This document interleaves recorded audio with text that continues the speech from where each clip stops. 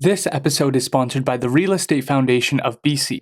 REF BC is a philanthropic organization that supports sustainable, equitable, and socially just relationships with land and water. Learn more about the Foundation's grants and initiatives at refbc.com. This is the Bigger Than Me podcast. Here's your host, Aaron P. Reconciliation is a term we're hearing more and more. My guest today is a proficient Halq'eméylem speaker, a thoughtful leader within his community, Skwah First Nation, and an elder in residence at the University of the Fraser Valley. We dive into the Halq'eméylem language, lessons and teachings within Indigenous culture, and how we can grow and reconnect with our cultures. My guest today is Eddie Gardner. Mr. Gardner, it's such a pleasure to sit down with you again. We had the pleasure of doing it a couple of years ago now, but it's such an honor to share some space with you. I'm wondering if we could perhaps start with, you're often called an elder, and I'm wondering if you could, for listeners, describe what it means to you to be an elder. Well, first of all, my Wilmot name is tireless, Spath, means singing bear, and I'm from Skwah First Nation. And we're a part of the Palau tribe. But I've been recognized as an elder by the people, and it's really the people who decide. If I carry myself as an elder, I'm 77 years old, but. To be a true elder, you need to carry yourself in a good way and be experienced in what it takes to care for the land and the water, the language, and to be engaged, with the community. So when you're an elder,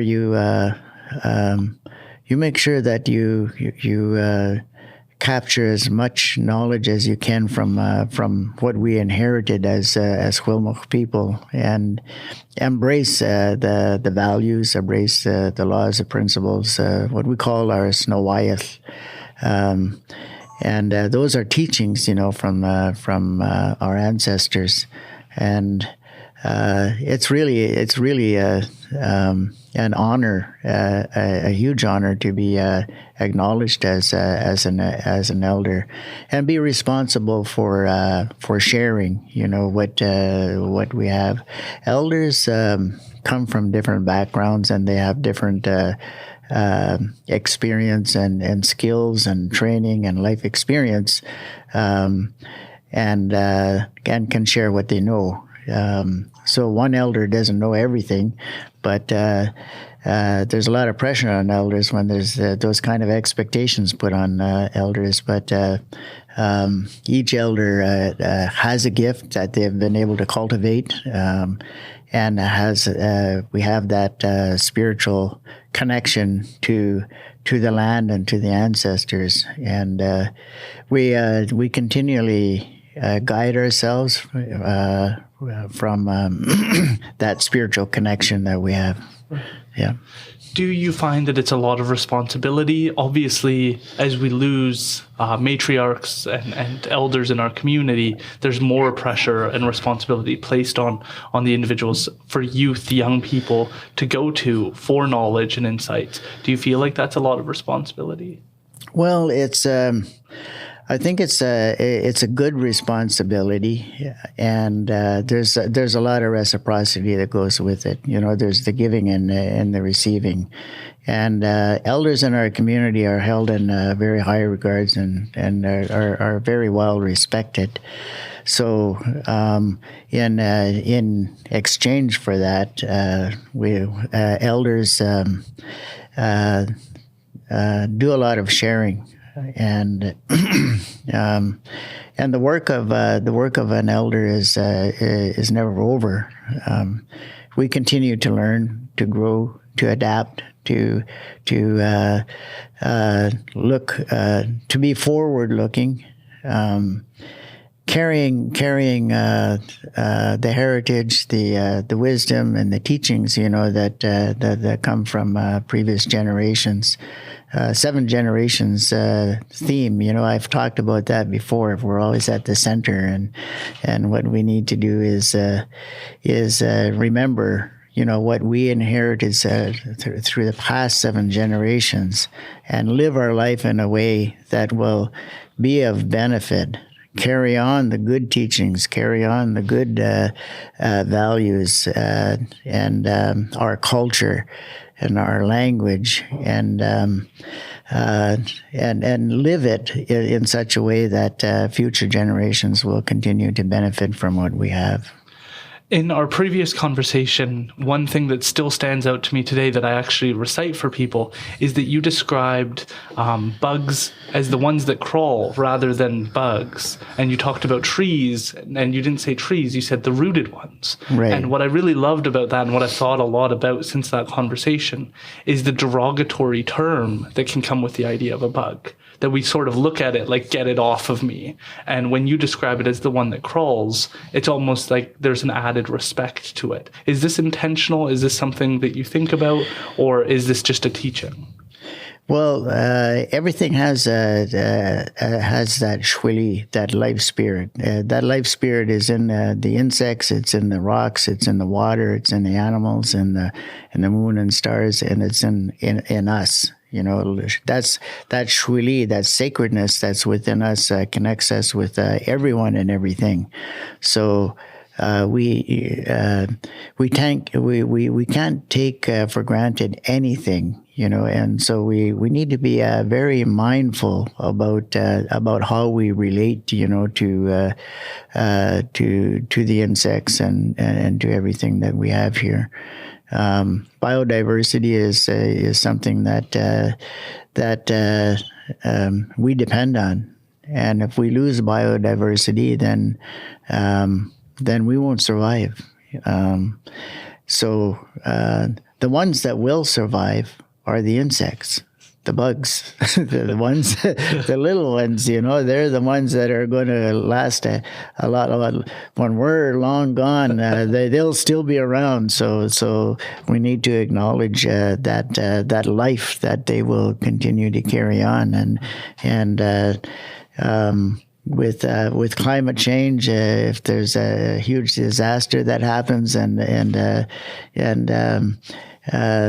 life, the big ones, like us and the large animals and whatnot, if they go by the wayside and those little ones are still there, they're the ones who are going to revitalize and allow things to grow back again later. So, we need to give high respect to the little ones. Have you always been connected to the land deeply, or was that something that you learned over time? It seems like my generation can often be very disconnected from the land and not understand how everything is connected to each other. Is this something you always knew, or was this a journey as well?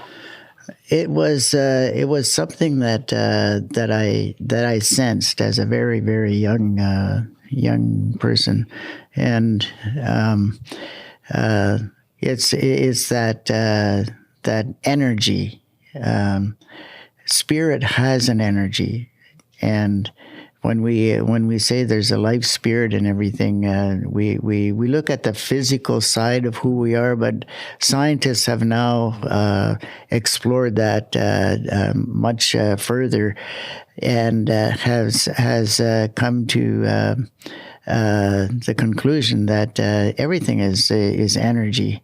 Matter is energy. When you break down the molecules and then you break down the atoms and you go deeper and deeper, you're looking at space. There's a lot of space, and that space carries a lot of energy, and energy carries information, and information is what brings about matter and life. I kind of sense that, and now that that we have this what we call quantum physics, that reconfirmed what I felt, what I sensed when I was a young young person. Right. And that's so interesting because you do seem to enjoy the science and connecting that with the belief systems of Indigenous culture. Yeah, absolutely. We this concept of two-eyed seeing is real. Science and Western thinking have strayed away from that spirituality, that energy that comes with spirit, that's in everything and everyone, and has only looked at breaking down matter, and so when we look at our way of living, our teachings, our practices, it's challenging to convey that or communicate that in a way that would capture the attention of Western thinkers, because our way of dealing with energy and matter and everything around us is through ceremony, and so that's, I think, is what is lacking, in Western culture. There's not enough ceremony that is put into the work that they do, and when you do that, there's magic that happens.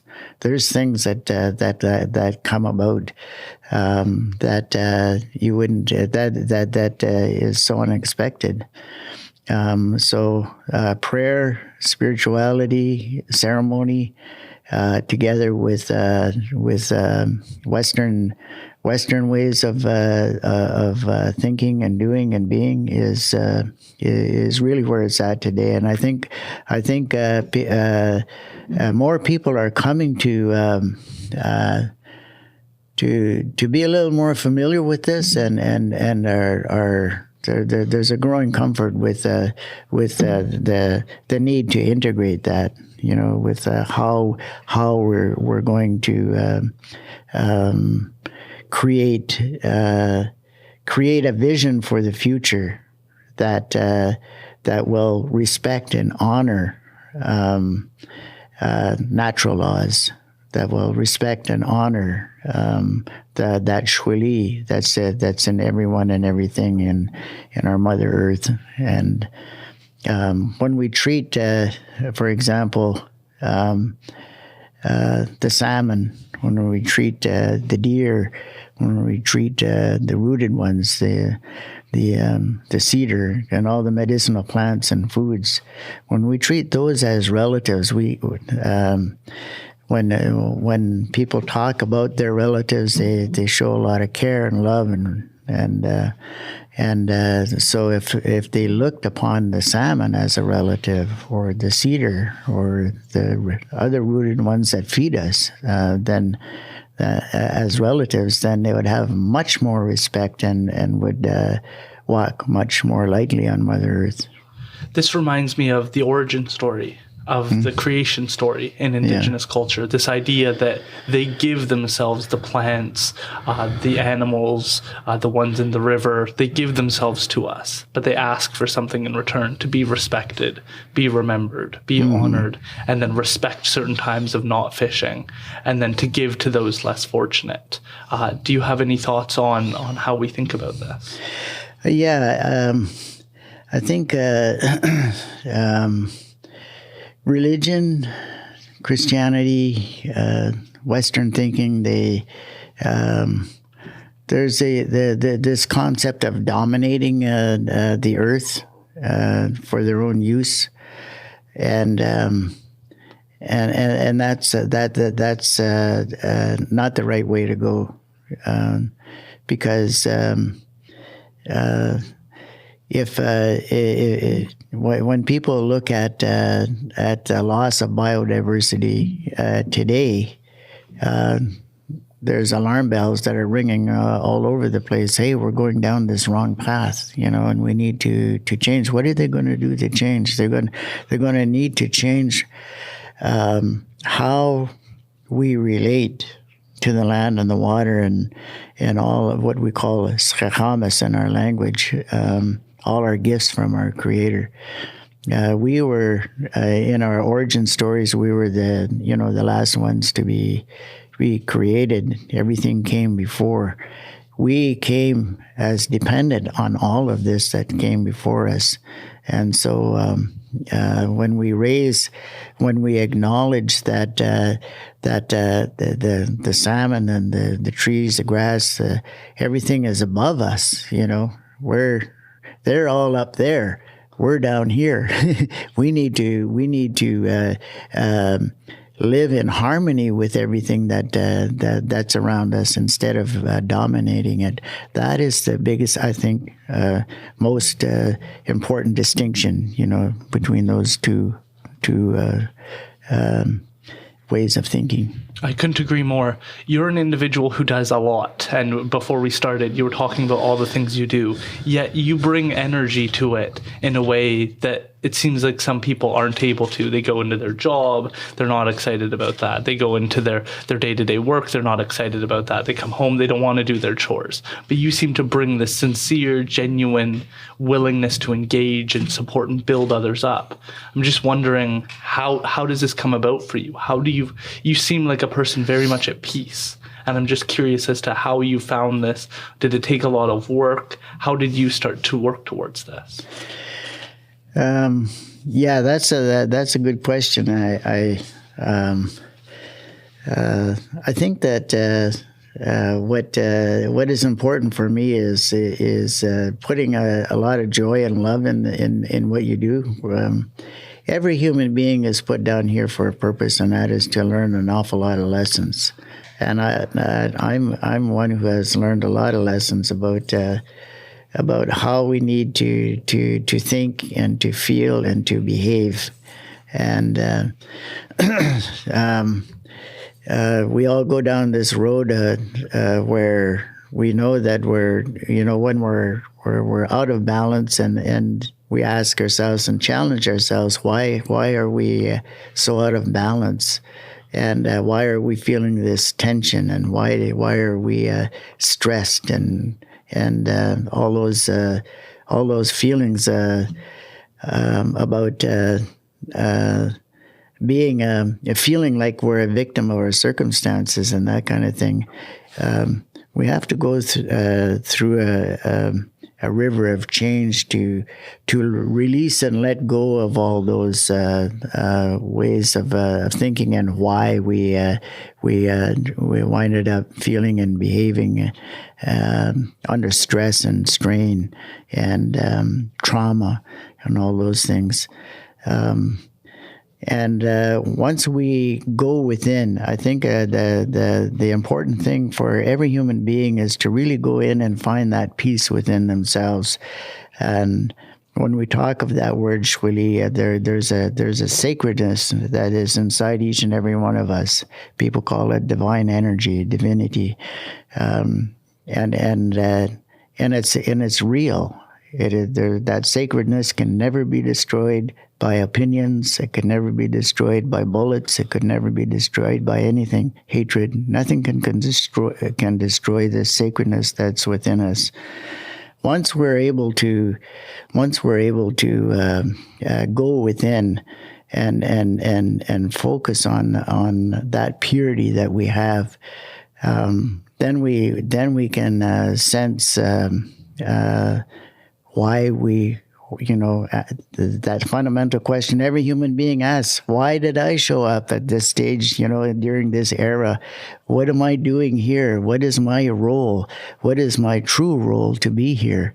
And once we find that out, then you can make peace with yourself, and instead of focusing on all the negativity of the past, what we do is we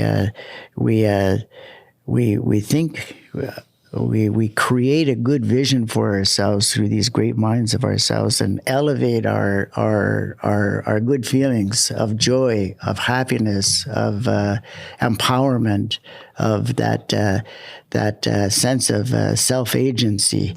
that ability, that will that we have, to move towards that vision, but in a way that will bring about joy and happiness, and doing things for the greater good, and making peace with ourselves, and knowing that we have that confidence within ourselves to just to be who we are, and accept our limitations, but accept the enormity of power that we have within ourselves. Each and every one of us has it, but we have to wake up to it, and that is forgetting.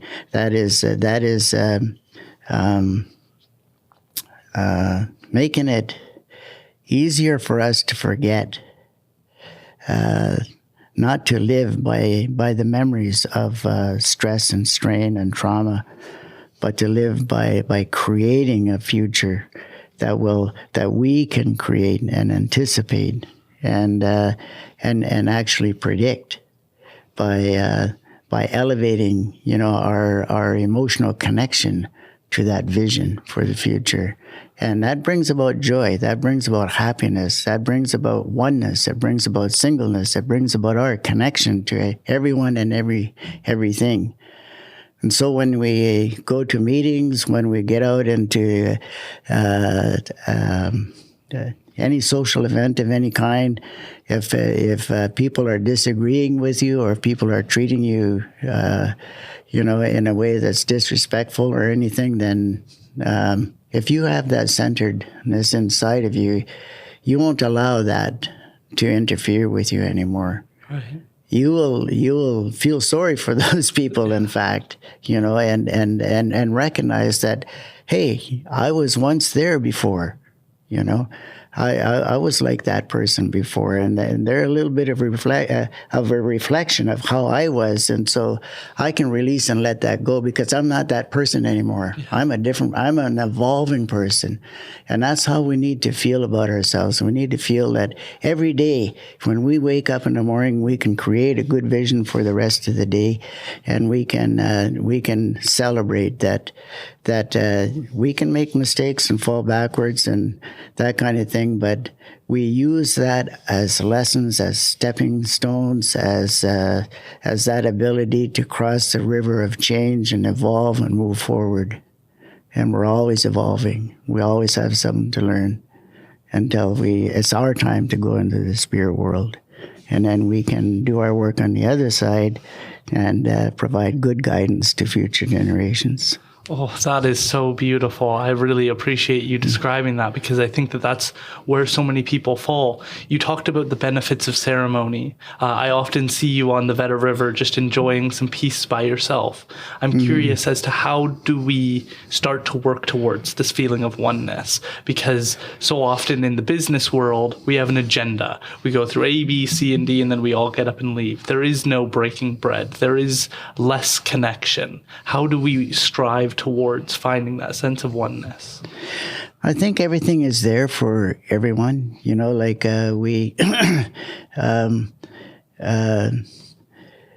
People from all backgrounds. When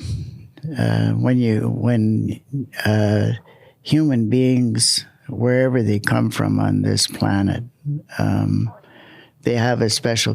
We all have a special connection to the environment that influences us, and there are conditions that are there, and it's how we respond to the conditions that are around us, instead of allowing the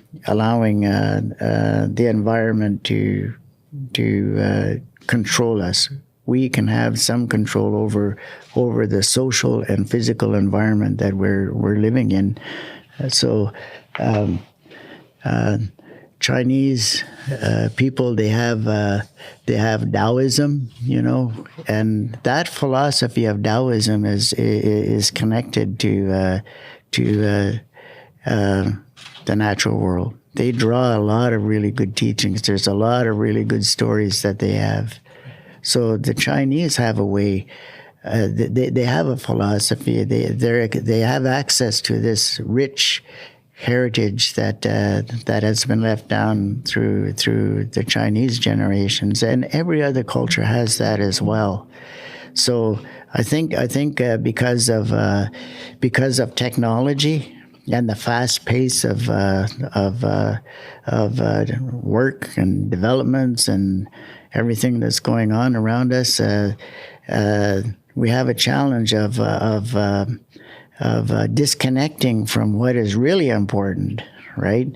And being connected to these technologies that create separateness instead of wholeness. Yeah. And so people need to learn how to be more connected, with the physical surrounding, and look upon them as teachers, not learning about them, but learning from everything around us. Yeah. So that's where we need to go with it. Is there a moment that stands out to you, teaching young people, supporting them? Is there advice or a teaching that you have that stands out to you that seems to be lacking for young people at this time? Yeah, I think what young people need to focus on is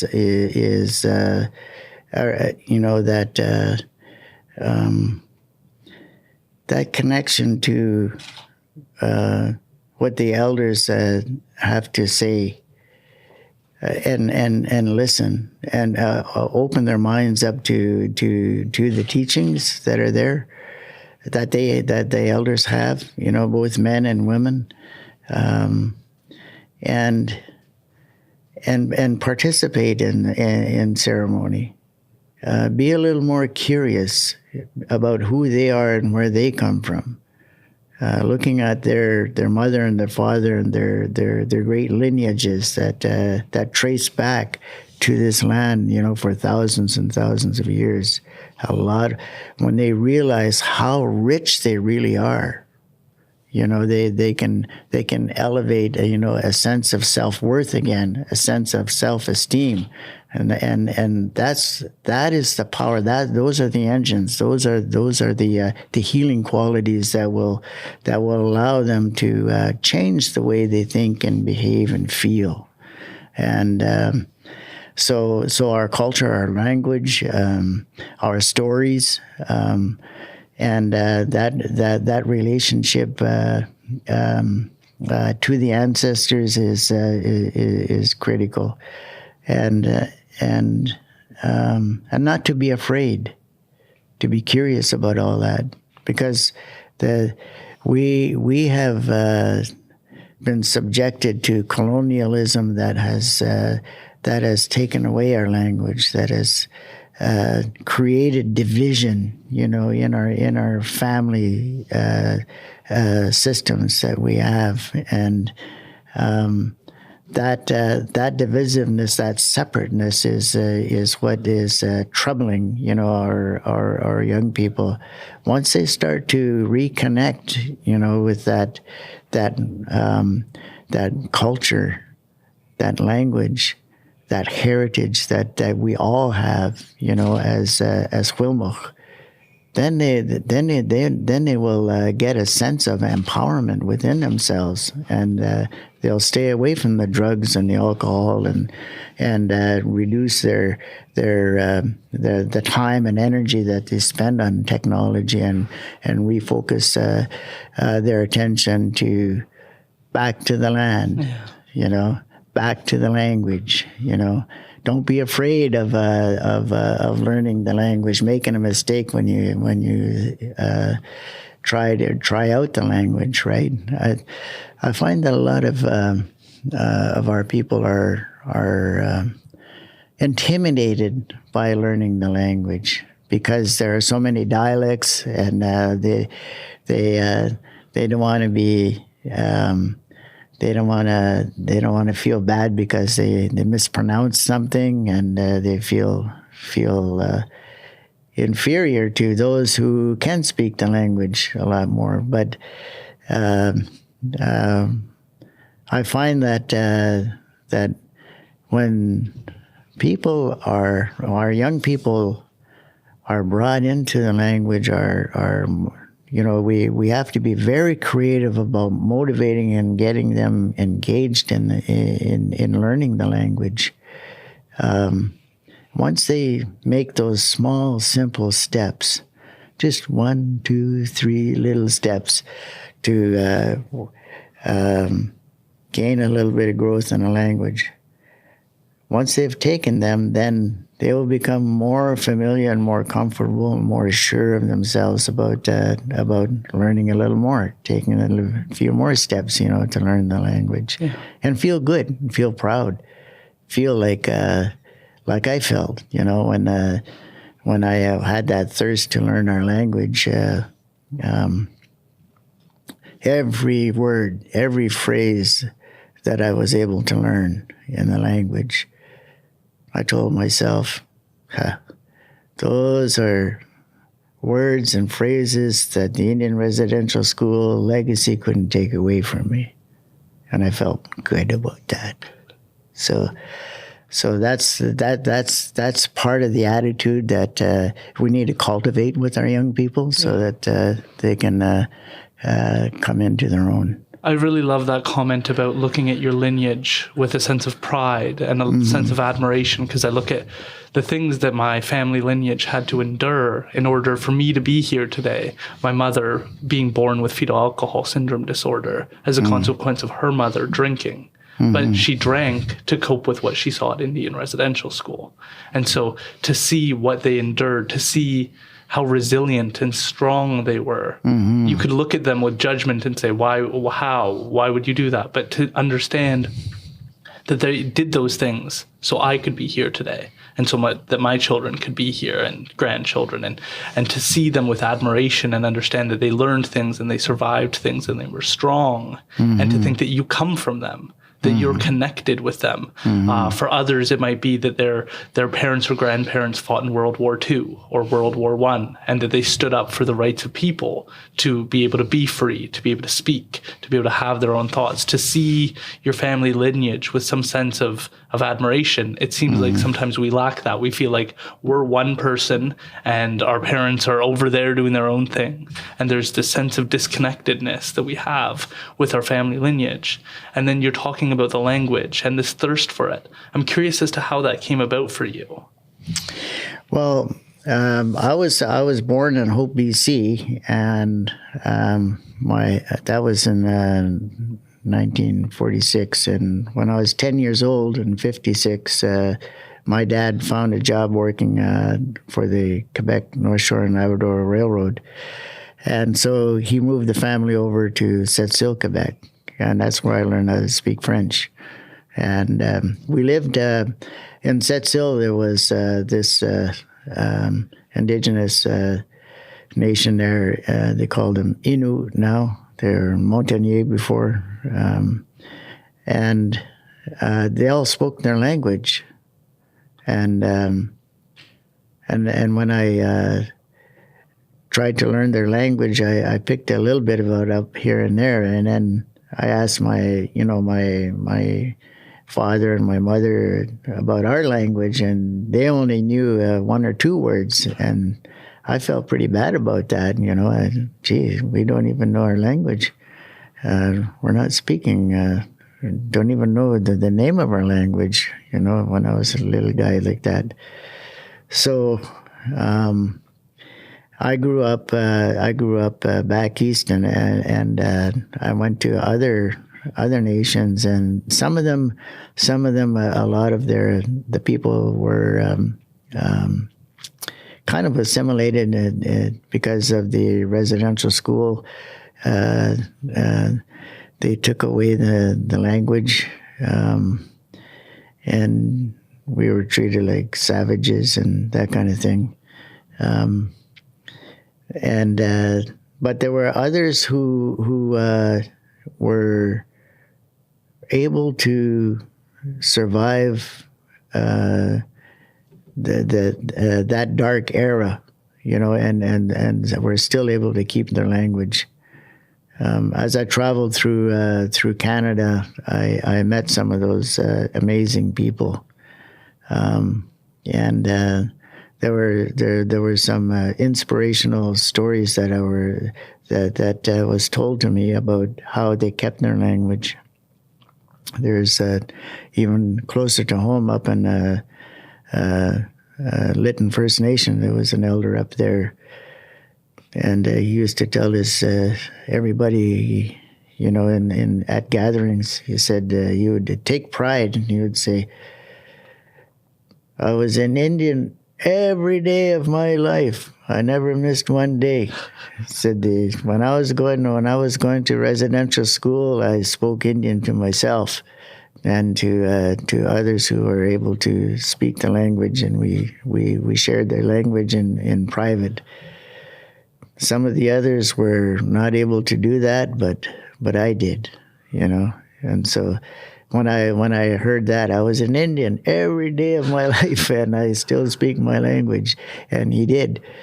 That was so inspirational.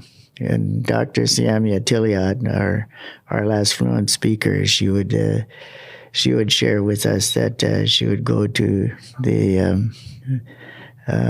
end of the field that separated the Indian residential school out in St. Mary's, and she would speak Indian to herself. And she would always remember the language. She just was not, she was determined not to allow them to take the language away from her. And so she survived the Indian residential school herself by continuing to speak the language. And then when I knew there was something missing, when I was growing up back east. And then I finally made it back home in 1994. And I went to the Kukalitsa longhouse there, and there was, I heard some singing going on. And so I went in there, and there was Tzila Athelwit. She was singing in the language with some students of hers, and it sounded so beautiful. And I thought, wow, they're singing in our language. And so I went to see Tzila Athelwit, and I said, "Hey, you guys are singing in our language. Wow, that's amazing." And she said, "Don't you know how to do that, Eddie?" I said, "No, I don't know how to do that." So, "Well, you need to learn then." So I said, "How do I do that?" So she told me all about the movement of foot, here to revitalize our language, bring our language alive. And I got so thrilled and so happy about that. I signed up, with the 4 classes that we had going, and those 4 levels of language levels. I took all those courses, and then there were a few linguistic courses after that I took, and I finally was able to get a certificate called Intermediate Fluency in Halq'eméylem. I thought that was quite generous to say I was intermediate. I didn't feel intermediate, but I kept going. I kept learning, and my sister Stalamathat, she was very, very well educated, and had that ability to fundraise for getting resources to revitalize our language. And so she created an opportunity for those who attained intermediate fluency to go up another level, and then be able to get certified to teach in the schools, and therefore get paid an adequate salary, for doing so. So our language is being taught in the schools. It's being taught at UFV. It's being taught in the schools in our communities, which is absolutely wonderful, because the young people are the ones who are going to be very strong in the language. And nowadays there is another program, Stalo Shwili, whereby they work with Dr. Siamia Tiliot and linguists to create even more tools, to enhance that ability for those who are more advanced in the language to take steps and grow to greater fluency.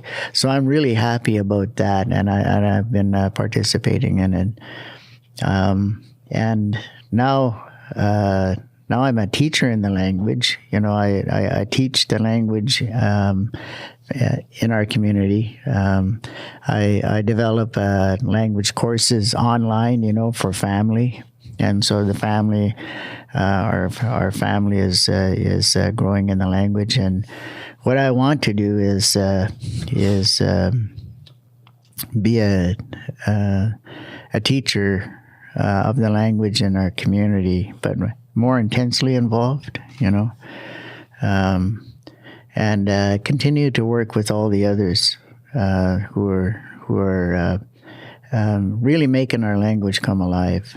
One of the dreams we have is to have a radio station, where all our fluent speakers can chat, in our language on the radio. So that's something that we're going to work towards.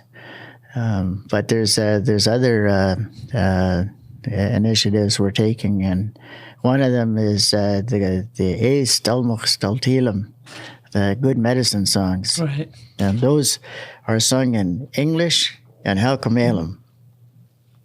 And we're merging, our drumming and singing, plus our language, with eco rock. And that just really, really lifts the crowd every time we sing them, because when we create these songs, those songs are steeped in our Halq'eméylem stories and our Skwah stories. And so it provides a lot of fun, to learn the language, because people are singing in the language, and they're also it's a cross-cultural thing, and people from all backgrounds can come and kind of get a real good taste of what it's like, to what it really means, to speak an Indigenous language. Because the words and the phrases bring so many really beautiful teachings about who we are and where we came from, and some of the stories people can't relate to as well, they're just fairy tales, or they have an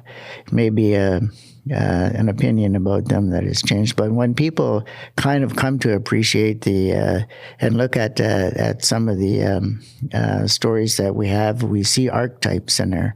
And those archetypes are very powerful teachings about how we need to be, how we need to relate, to the land that we lived in here for thousands of years in Spath. So, yeah. This leads me into my question.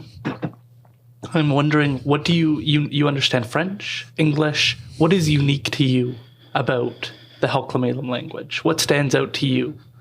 What stands out to me is that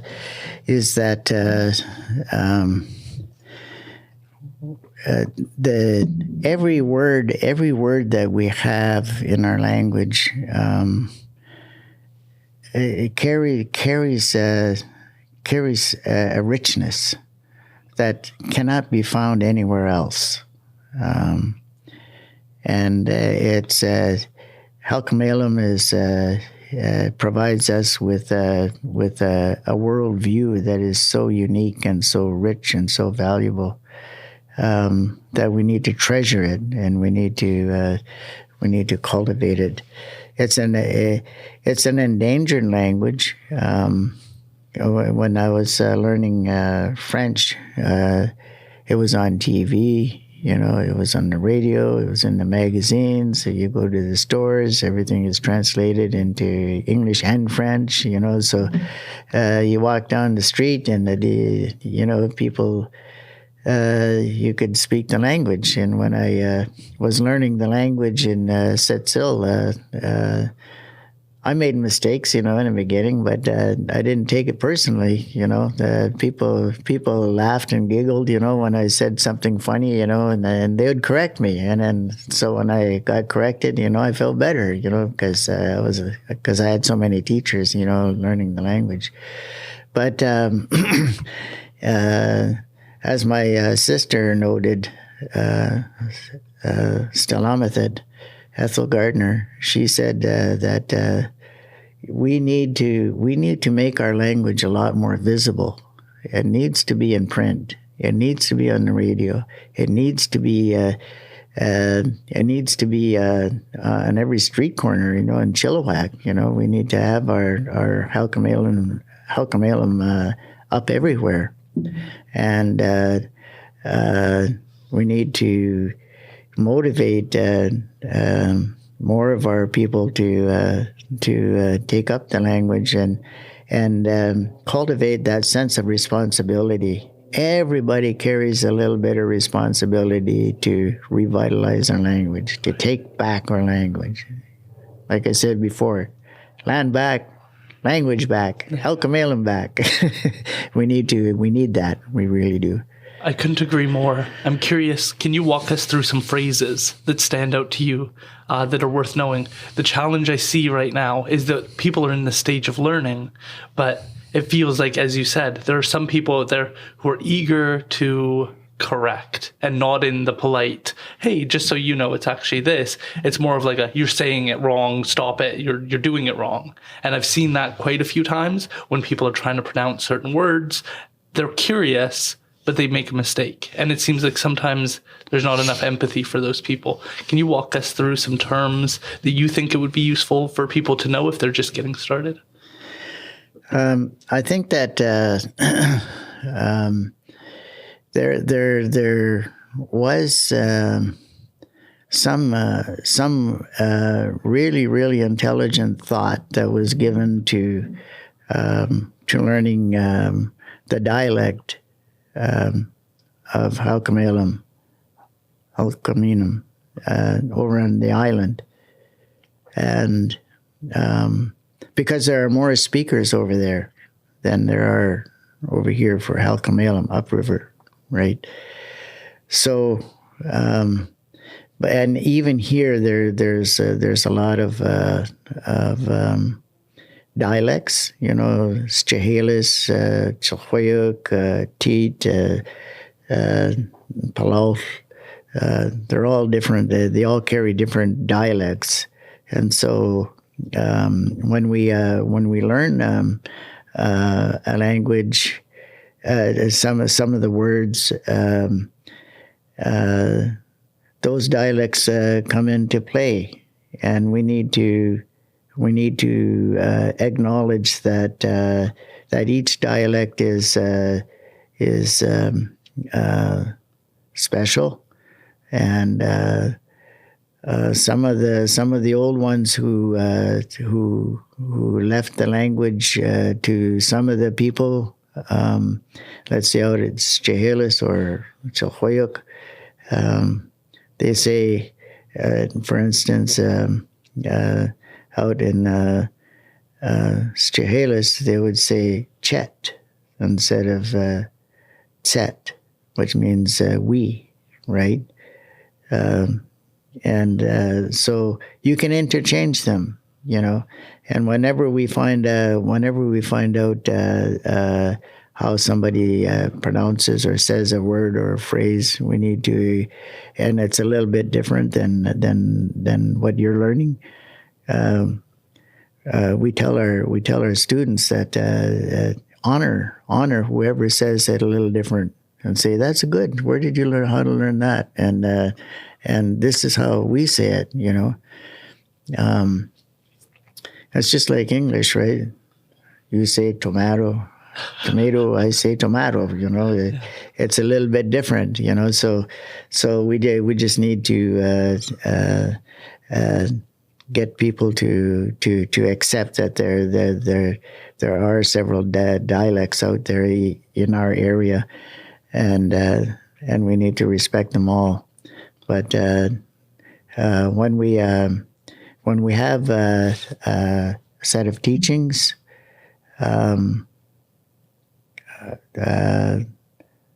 how we learn the language, we learned it from elders who came together and said, let's create these tools, let's create upriver Halq'eméylem dialect. And the ones that Chehalis and Sohoyuk and Tate, they're all a little bit different, but they have so much in common. And so all these tools and all the words that have been brought down to us, you can hear them on some of the old tapes now. You can hear them on some of the tapes of our teachers that have gone before us now. Tsilayathlawid, Yamalad, Huyalamad, Tsatsalakwat, all those great teachers, you can hear their recordings now and go back to them. And you can tell there's a little bit of difference in every one of them, but they're all good, of course, right? Because they were the fluent teachers of the time, and we had such a great time learning from them, and they respected everybody who was learning the language, and they never ever laughed at them or were too strict with them. They just kept repeating and repeating and repeating the language until they were able to capture it and become familiar with the different ways of saying it in our area here. So people just need to be mindful of some of the changes, in dialects. Are there some phrases, some words, some areas that stand out to you that you think it's worth people learning about? Because it's like when you learn Lachiem means always wild strawberries. Every time I tell people about that, they're intrigued, they're interested. Is there some that stand out to you that mean a lot to people? There's a lot of key phrases that people say on a regular basis, especially at meetings when we're talking about the land. When we say Spath tamuch te'i, that means this is our territory. We need to take good care of everything that belongs to us, right? That needs to be on the lips of everybody. Our leaders, our people, every title holders. We're the title holders. Every title holder needs to be able to say that. When we welcome people to our territory, we say Ya'e'amit to Spath Slatliuch Tam Tamiuch. That means welcome to our unceded territory. Every title holder needs to learn that, in our language, so that when they say it in our language and then they translate it into English, it carries a greater weight and significance and awareness about our territory has not been resolved yet in terms of land, what we call land claims today. It all brings to the fundamentals of our situation. When we look at the Pope and what the Pope said, recently about repudiating, the doctrine of discovery and terra nullius, right? This is empty land. And then we say Spath tamuch, our territory, right?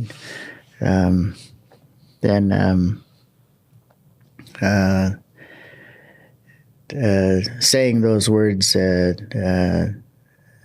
mean something ever more, because this notion of white supremacy or this notion of assumed crown, land.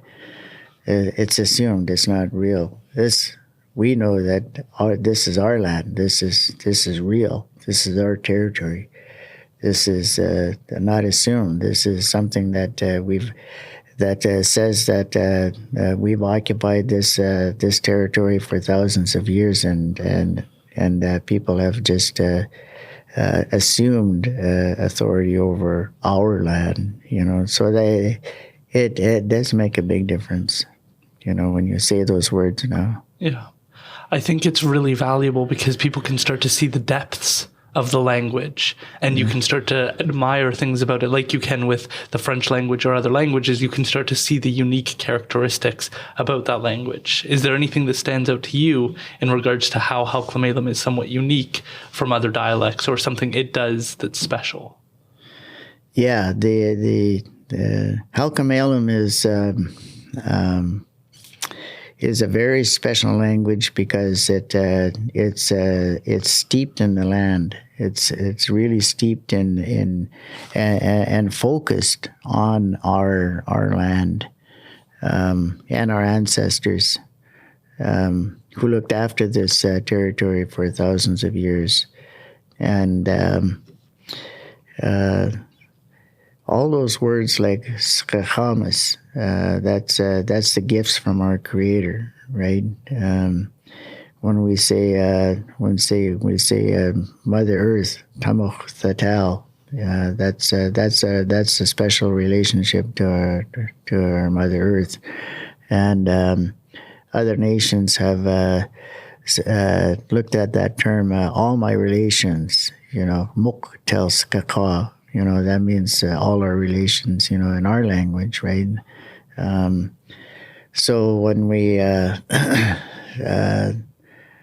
look at that phrase, Muktel Skaka, what does it really mean? It means that we're related to everyone and everything here, and then you think of Shwili right after that, and that's that life spirit.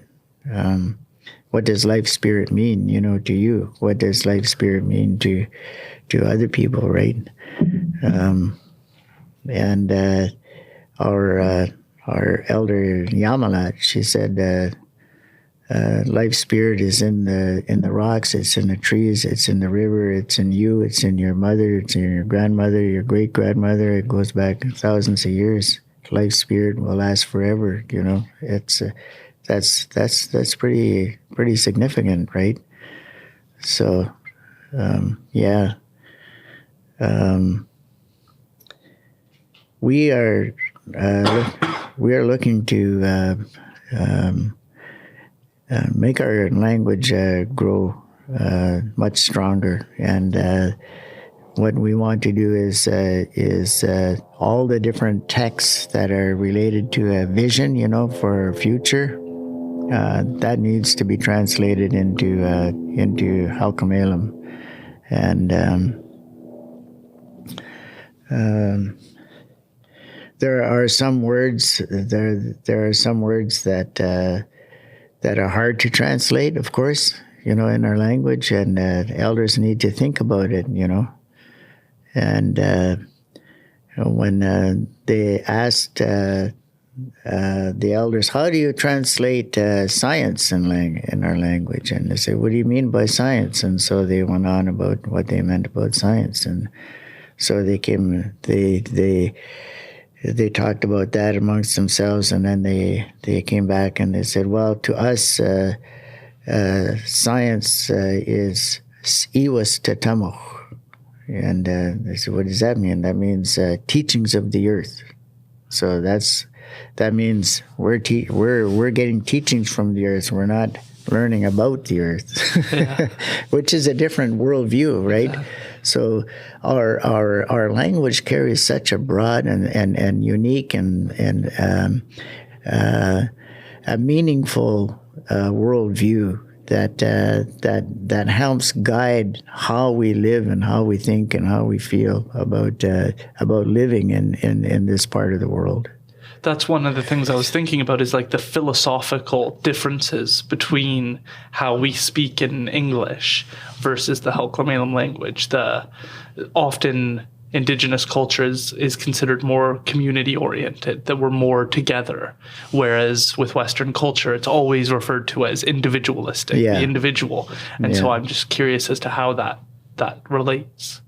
Yeah, that's when we say we're title holders, we're title to the land is kind of a foreign concept in a way.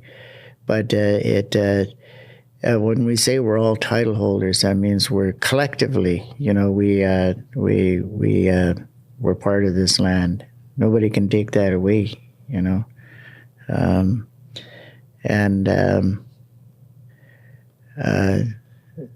Western views, it's fee simple kind of thing is. You have ownership, and once you have ownership, then you have more power than the collective, right? Because this is private property, stay out. Whereas collectively, when we own something communally, then the community really, truly, genuinely benefits, not just one person, right? So that collective concept is something that cultivates the importance of sharing, the importance of community well-being, and opposed to power and control, and Western thinking. I love this. Would you mind telling people how they could get started if they're interested in learning more about the language? Yes, I think there's several courses now that are being offered at the University of the Fraser Valley. And then we have Halq'eméylem, which is a program that is run out of the Stalo Research and Resource Management Center, and they are developing a lot of really powerful tools, booklets, the phoneme chart that helps us get a good start in the language. And some of the this Halq'eméylem program is connected with a lot of teachers who are in the schools or in the communities, and they're actively out there teaching the language. So they would be a rich resource, and they also have a library there. There are several books.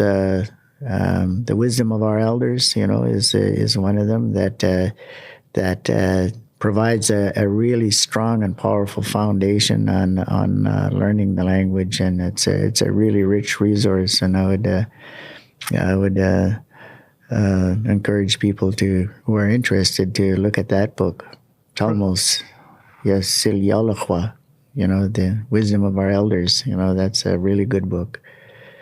Yeah, and I'm teaching the language. I think there's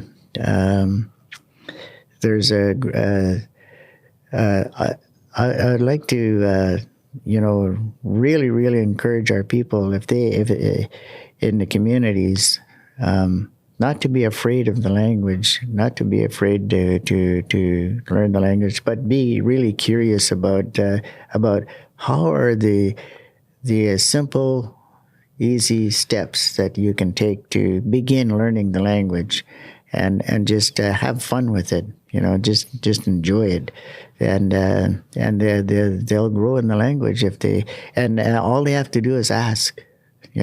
Just go to their chief and council. I want to learn the language. And you need to develop a language course, and things will happen. Because if you never ask, if you're never curious, you'll never know. So people just need to relax, be comfortable, to just know that there are teachers out there who have a lot of patience, who have a lot of really beautiful, good tools, to facilitate and make learning the language easier. So just just have confidence in yourself that you can learn the language too. You speak so elegantly. I really appreciate your time. The last time we did this, it was like 38-degree weather at the Blue Heron Reserve. And so I'm glad that we could have a cooler conversation and dive into these things. Do you want to leave listeners with anything else? Any comments? Any last thoughts? I think that what we need to learn is to drop our differences and focus on what is really important, and that's within our community as well, and external community. We have a lot of wonderful partners out there who are interested in respecting, our language, our culture, our lands, our title, and in this age of climate change, that is becoming more and more important. But when people are able to pick up a phrase like "Loi kusutaloch tet seeloch skakato." That means we have to learn to live together in a good way, right? That when they learn that comes from Tireless, the stone, that this man, his name in our Skwah times was Tireless, and today Herb Joe. He carries that name, so that's his ancestor. So that stone was found in an agricultural field out by Sumas, and the people who found it, it winded up being in a museum down in the state of Washington, and Tireless, Herb Joe, when he found out, he went down there and he saw his relative down there. So he got really motivated to call the family together, to call people together, to approach the museum, and they finally worked out a plan to bring it back, to our territory here. And now it's at building number 10. But that story.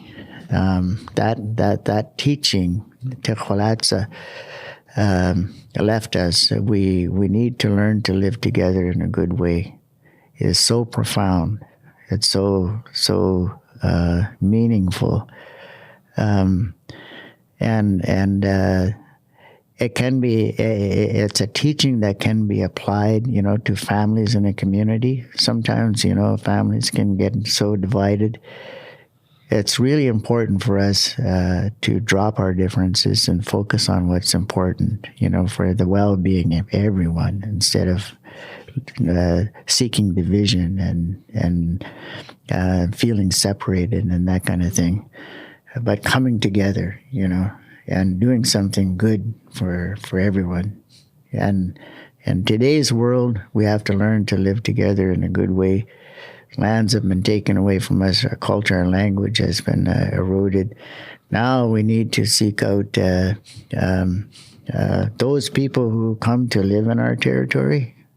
They need to learn to live together with Wilmuk in a good way as well. And it's mutual. There's that mutual respect that needs to be there. So that teaching is so powerful. It can be used within our communities, and it can be used between our communities and the world around us there as well, so that we can come together and learn to live in a good way that will respect our land, our culture, our waters, our fish, and all for the better of not only ourselves, but for future generations.